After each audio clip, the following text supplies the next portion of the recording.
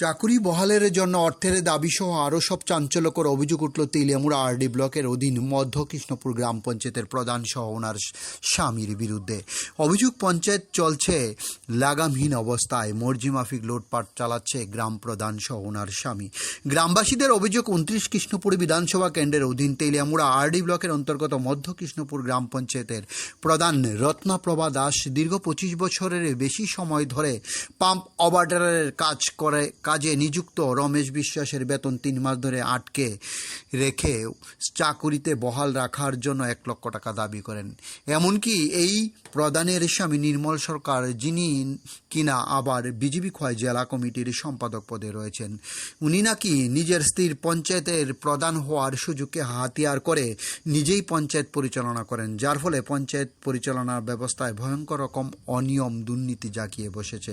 আরও অভিযোগ রয়েছে, বিগত কিছুদিন পূর্বে এই মধ্য কৃষ্ণপুর গ্রাম পঞ্চায়েতের অধীন 4 নম্বর ওয়ার্ড এলাকায় DWS দপ্তরের পক্ষ থেকে একটি পাম্প হাউস নির্মাণ করার জন্য ওয়ার্ক অর্ডার বের হয়, কিন্তু ওয়ার্ডে জলের সংকট থাকা সত্ত্বেও পাম্প হাউসটিকে টাকার বিনিময়ে অন্যত্রে স্থানান্তর করে দেওয়ার অভিযোগ উঠে প্রধানের স্বামী নির্মল সরকারের বিরুদ্ধে। এখন স্থানীয় সচেতন মহল থেকে প্রশ্ন উঠতে শুরু করে দিয়েছে যে একটা নির্বাচিত পঞ্চায়েত ব্যবস্থা যদি এই ধরনের হাল হয়, তাহলে মানুষের ভোটাধিকার প্রয়োগ করে তাদের জনপ্রতিনিধি নির্বাচন করে আদৌ কি সরকারি বিভিন্ন সুযোগ সুবিধার সুফল ভোগ করতে পারবে? এখন এটাই দেখার বিষয়।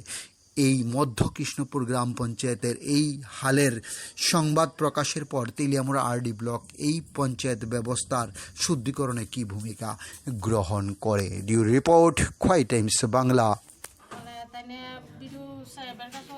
আর কোন কোন জায়গায় জানি গেছে কইতাম পারি না, তো তাই সেদিন পঞ্চায়েত আয়া গেছিল। আরও 1-2 মেম্বার লইয়া প্রধানের বাড়ি বলে গেছিল যে তাই বেতনটা দেওয়াবো, তাহলে প্রধানে বলে স্বীকার আইছে না, সুই টুইও দিছে না, প্রধানের সুই ছাড়া বলে হয় না। এদিকে জল পাননি আপনারা? এদিকে জল তো আমরা পাই, তাই যদি বদ্ধ করে দেয় বা তাইনেরা বাদ করে দেয়, তাহলে তো আমরা জল পাইতাম না। আমরা টিলার উপরে জলের যে সমস্যা, এরপরে কল টলেরও কোনো সুবিধা নাই, জলের সুবিধা নেই। ওই দেন না কত লোক, তারা বাড়ির মধ্যে 5 লাইন দেওয়া আছে, স্টেপ দেওয়া আছে, এরপরে তো জল পায় না। মানুষের বাড়িতে যায় যায় জলানোর লাগে। আজকে আপনারা কি কারণে আইছেন পঞ্চায়েত, কি দাবি লিয়ে আইছেন? আমরা এই দাবি লইয়ে তাইনেরা যাতে রাখা ওইটার মধ্যে আমরা সুবিধা অসুবিধা তাই আমরা সাহায্য করো। অনেক সময় অনুষ্ঠান লাগলে তাই জল টল দেয়, তাইনেরা যাতে রাখা হয়, এই কারণে আমরা এখানে আইছি। কি কারণে বেতন পাইতেছেন না একটু জানছেন? না, এটা তো আমরা সঠিক কইতাম পারলাম না। আপনার নাম? আমার নাম নমিতা সরকার বিশ্বাস। আপনি কি এলাকা?